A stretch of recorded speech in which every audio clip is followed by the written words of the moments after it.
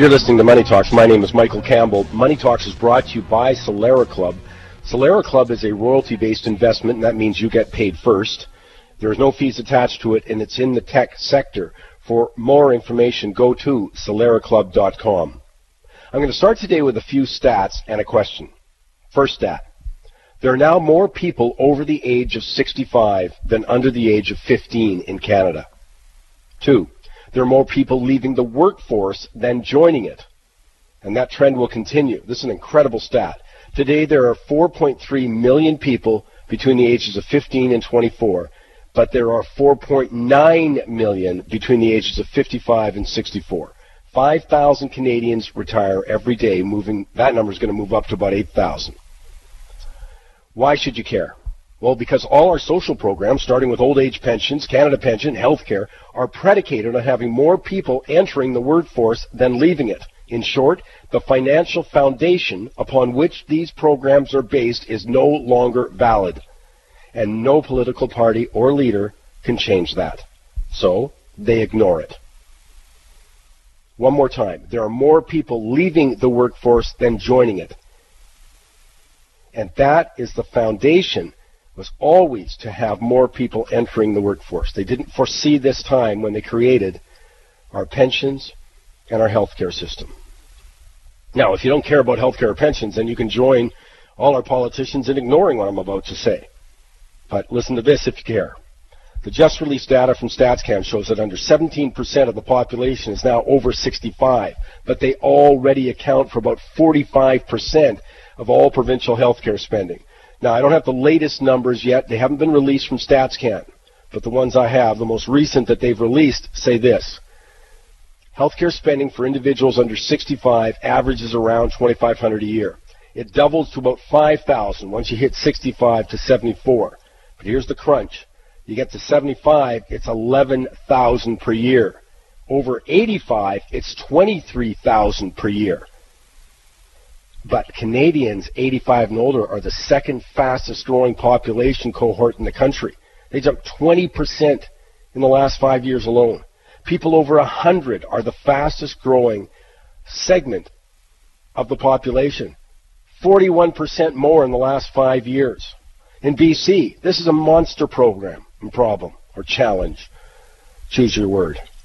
Seniors right now, people over the age of 65, are about 28% of BC's population. That's as of 2015. They're going to grow to over half of the population by 2035. What do you think the implications for healthcare spending are? Luckily, Alberta's in better shape. It's the youngest province in the country. But Alberta's still going to experience healthcare crunch as the first wave of baby boomers turn 75 beginning in the year 2021. This financial crunch, especially in healthcare, is going to be enormous. My bet is that the Atlantic provinces, especially Newfoundland, New Brunswick, aren't going to be able to handle it. Then it's going to become all our problems as the Feds step in. But politicians hate demographics. Demographics spoil all their fun. It makes a mockery of their promises of this grand new program or this or free that. That's why they ignore the financial implications of the aging population, because the real challenge is paying for promises we've already made, especially in healthcare. No one's talking about it in the current BC election, just like the federal election before that, Alberta election before that.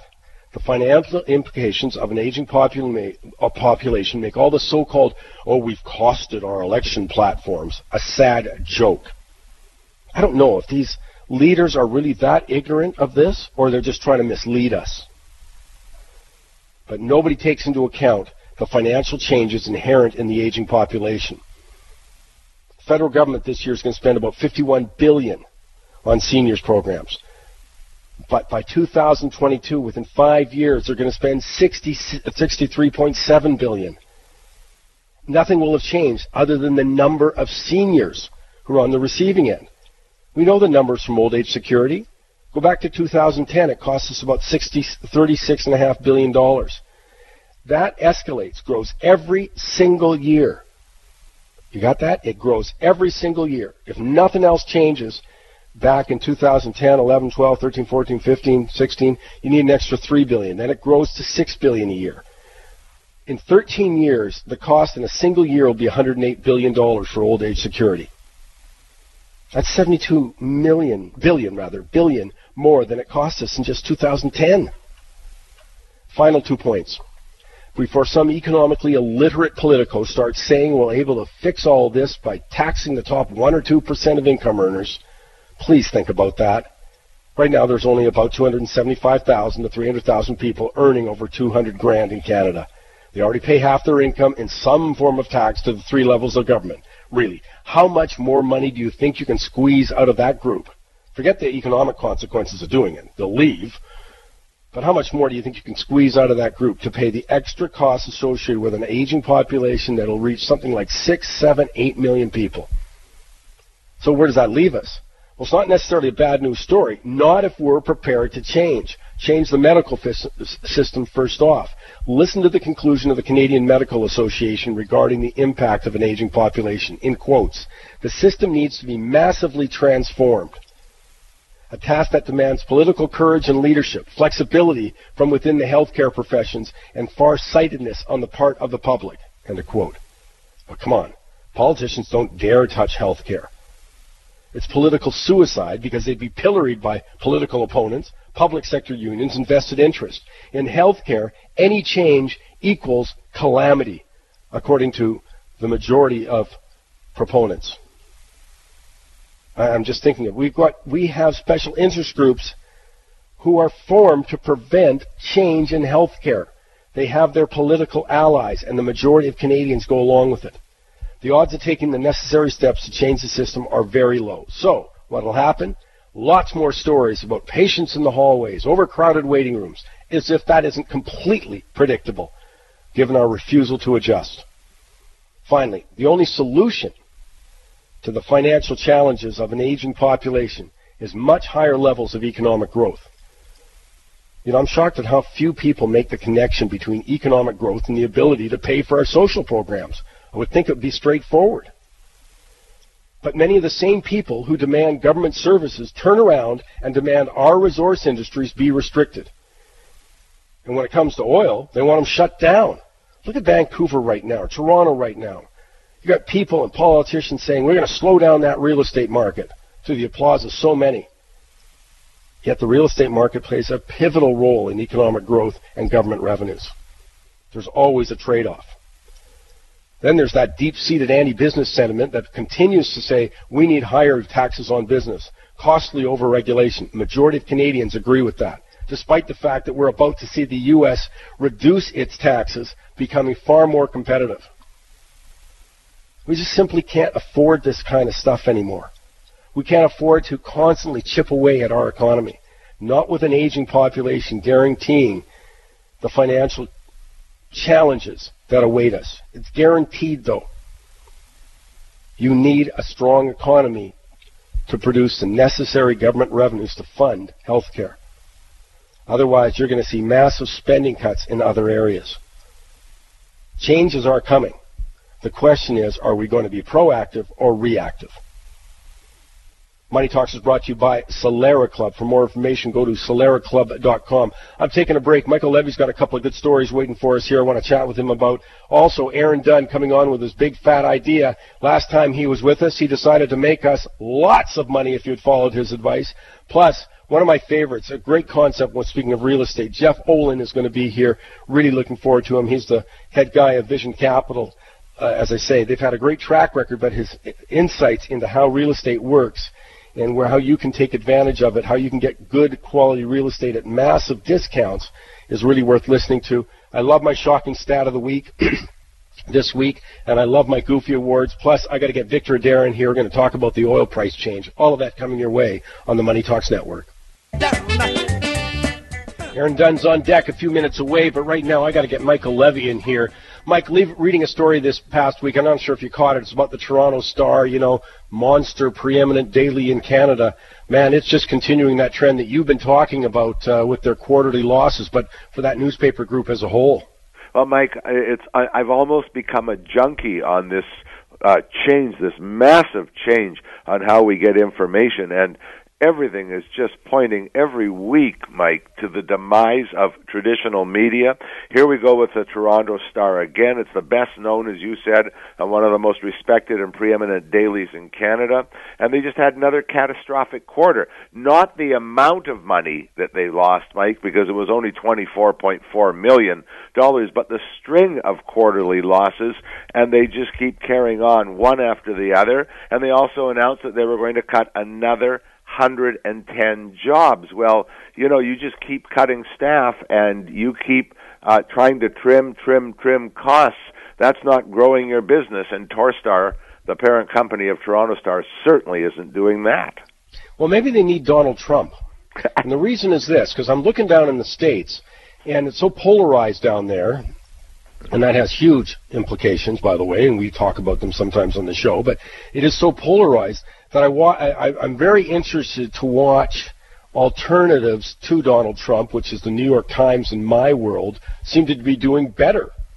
Well, Mike, they really are, and, unlike in Canada, where they are absolutely cutting to the bone, and just back to the Toronto Star for a minute, there are going to be no sacred cows.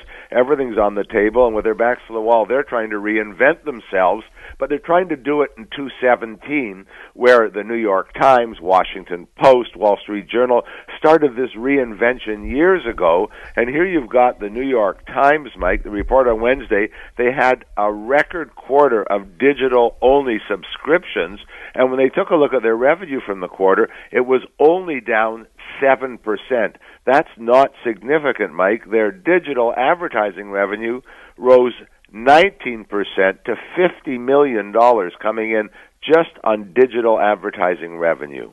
Yeah, it's a subscription that I find interesting, though, because I do believe it's a reflection of their political environment. The Times is a very big, sort of progressive Democrat-favored, journal, despite what they say, and I believe it's actually attracted people who want to be in that echo chamber, whom the Times will make them feel more comfortable in the era of Donald Trump in the States. Well, Mike, and I couldn't agree with you more, but that's also their marketing department reaching out to those people. They know where their target market is, and they go after them with editorial bent, with the kind of stories they run, but they added 308,000 digital-only, net digital-only subscriptions in that quarter, and that's an 11% increase in an 11% increase in circulation revenue. So what they lost on the advertising side, they picked up in circulation revenue, and they have, catch the number, 2 million digital-only subscribers. Well, if that isn't going forward in the way media is taken by subscribers, by people who want media, then, boy, the New York Times has really nailed it. Hey, Mike, I don't want to run out of time, and I want to get to a story that you were talking about with us last week, and that's Home Capital. I watched those shares of Home Capital, it's the largest non-traditional mortgage lender. But again, when confidence leaves, so do investors. So the confidence in the company has been eroded dramatically, and man, I'm just seeing the investors flee that place like, lemmings off a ship.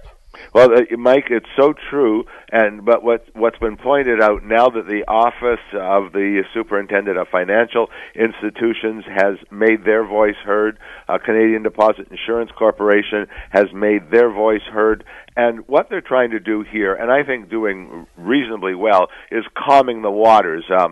Home Capital has made headlines all this week, past week, all the week before, but Mike, they only account for 1% of Canada's $1.4 trillion mortgage market, and OFSI, again, Office of Superintendent of Financial Institutions, has a process as and if things get worse at Home Capital, they will step in along the way. They have a 4-stage intervention process, and stage 4 being non-viability or imminent insolvency, but they would assume temporary control of the institution's assets.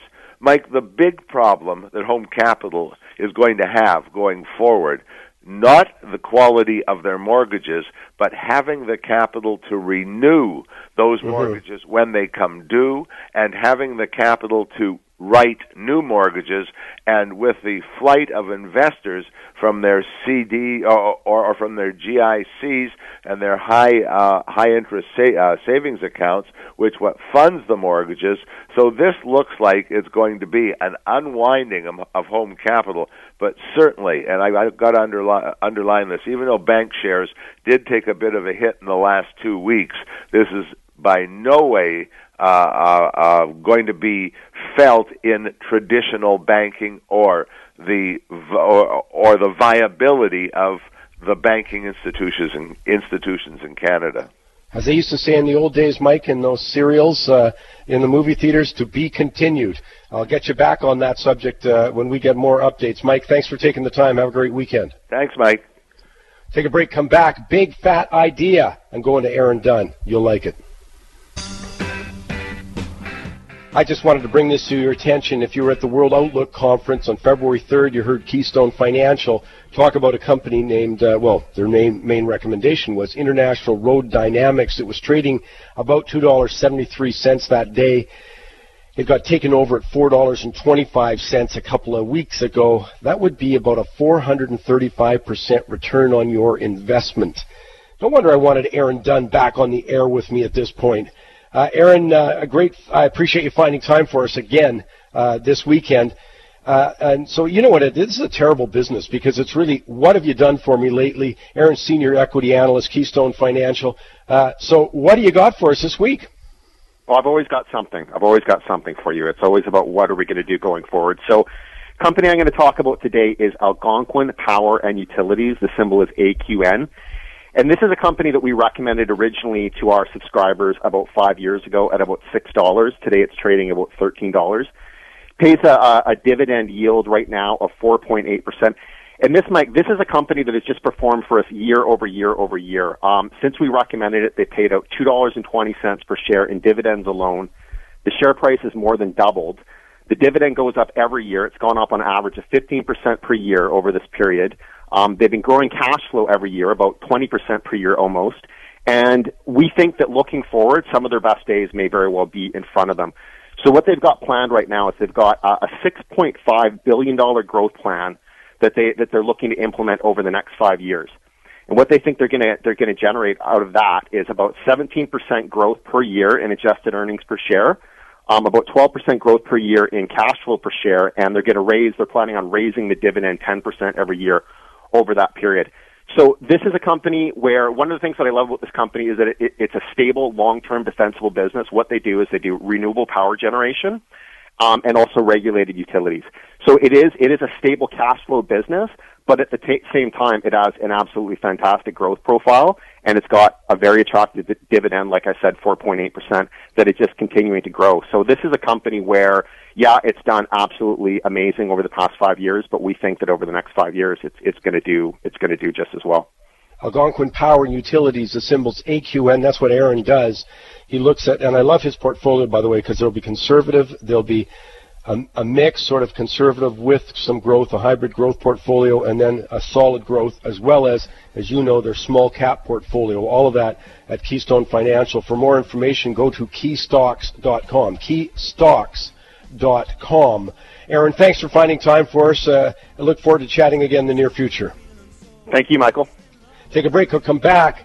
I got my quote of the week. Plus, I got Jeff Olin really looking forward to this. Vision Capital. He makes a living out of buying real estate at a discount. We'll tell you how he does it. All of that your way on the Money Talks Network.